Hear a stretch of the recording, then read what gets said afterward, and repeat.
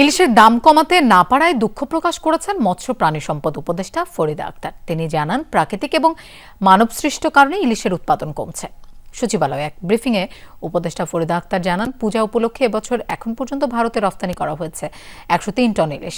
বাণিজ্য মন্ত্রণালয় প্রতি কেজি ইলিশের রফতানি মূল্য নির্ধারণ করেছে $12.5। সে হিসেবে রফতানি মূল্য দাঁড়ায় 15,77 লাখ টাকা। আগামী 4 অক্টোবর থেকে 25 অক্টোবর পর্যন্ত মা ইলিশ আহরণ, ক্রয়, বিক্রয় নিষিদ্ধ করে প্রজ্ঞাপন জারি করার কথা জানান উপদেষ্টা। এ সময় 37 জেলার 165টি উপজেলার 6,20,000 জেলে পরিবারকে ভিজিএফ চাল দেয়া হবে। উপদেষ্টা বলেন, এই কার্যক্রমে 15,500 টন চাল বরাদ্দ দেওয়া হবে।